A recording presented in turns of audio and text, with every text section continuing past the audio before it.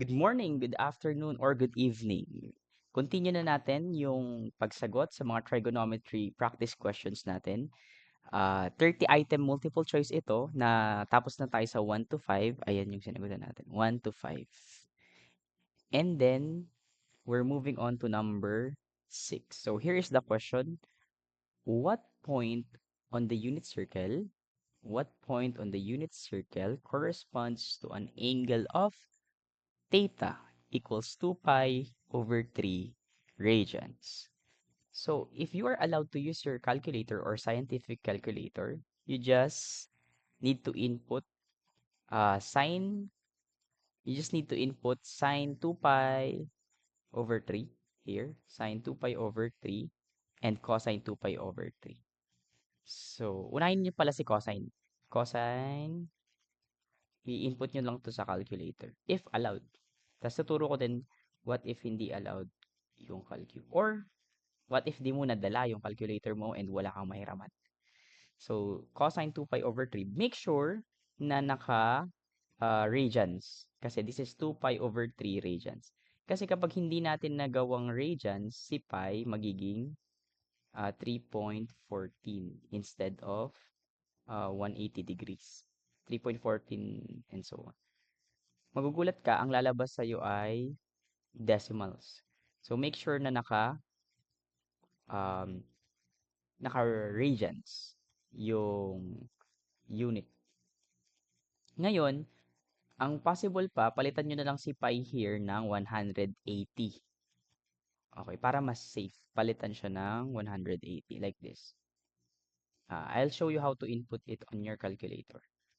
So, cosine 2 pi, si 2 copy lang natin and then si pi magiging 180. Naka-multiply siya kay 2. Ayan, that's what I mean. Yan yung i-input niya sa calculator. So, try natin ang walang calcu. Ito, 180 divided by 3 ay 60 times 2, 120. So, we are looking for cosine ng 120. Oop, cosine 120 degrees. So, lipat natin na dito sa side na to. Cosine 120 tsaka si sine 120. Ang iisipin lang natin, sino, ano yung reference angle ni cosine 120 degrees? Ang gagawin natin, ima-minus natin si 120 kay 180. Okay, 180 minus 120 para malaman natin yung reference angle niya. 60. Okay, very good. So, ano si cosine 60? Si cosine 60 ay pinag-aralan natin kanina. Teka lang, sa fingers ba? 0, 30, 45, 60. So, ipo-fold ko si 60. Ayan. Ito si cosine. So, 1 half si cosine. Square root of 3 over 2 si sine. Ito yung may mga 1 half, square root of 3 over 2, tsaka ito. Tsaka ito. ABD. Alin po dyan tama? Di ba ang original natin na theta ay 120 degrees, hindi naman si 60. Si 60 ay nasa quadrant 1 wherein positive sila parehas. So, hindi na yun yung sagot. Kasi nga, positive sila sa parehas sa quadrant 1, hindi naman quadrant 1 si um, hindi naman quadrant 1 si 120 degrees. Saan siya matatagpuan? Drawing nga tayo circle. Drawing ako circle. Wait lang. Okay. So, anong quadrant si 120 degrees? Ayan. So, here, 0 hanggang dito yung 90. Oop. So, ito si quadrant 1. Q1. Ang susunod dyan ay si quadrant 2 dito. Q2. Yung nakikita sa ulo yan, Q2. Joke lang. So, dito natin matatagpuan sa quadrant 2 si 120 degrees. Kasi ito ay 90 to 180. Okay, malalaman na natin yung sign kung positive or negative ba si cosine at si sine. So, sa quadrant 2, di ba, ang signage natin dyan ay negative tsaka positive. Negative yung sa cosine, positive yung sa sine. So, letter A. Negative 1/2, positive 3 square root of 3 over 2. Okay, next. Number 7. Let's read. In which quadrant does an angle theta lie if sine theta is less than 0 and cosine theta is greater than 0? Okay, pag sinabi nating sine theta is less than 0, ibig sabihin, negative si sine. Pag sinabi naman natin cosine theta ay greater than 0, positive si cosine.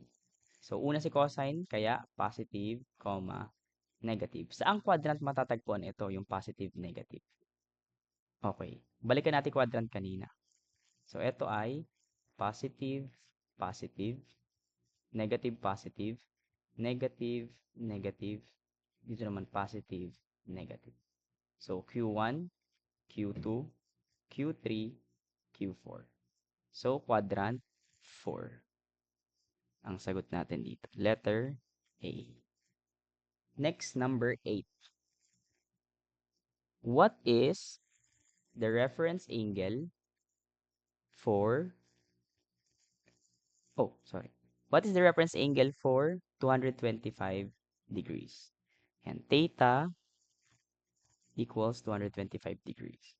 Ngayon, kung mapapansin nyo yung dulo ng reference angle natin, 5. So, ang possible na lang natin pagpilian here, yung mga may 5 din dulo. Si 35, si 135, si 45. Eliminated na si 60 degrees. Ngayon, para makuha natin reference angle, yung ginawa natin kanina, ima-minus lang natin si 180.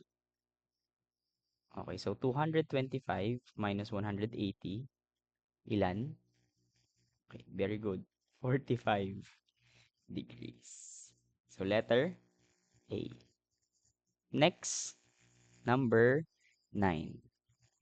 So, number 9, let's read. What is the value of tangent 7 pi over 4 yan, on the unit circle? Palitan natin si pi ng 180.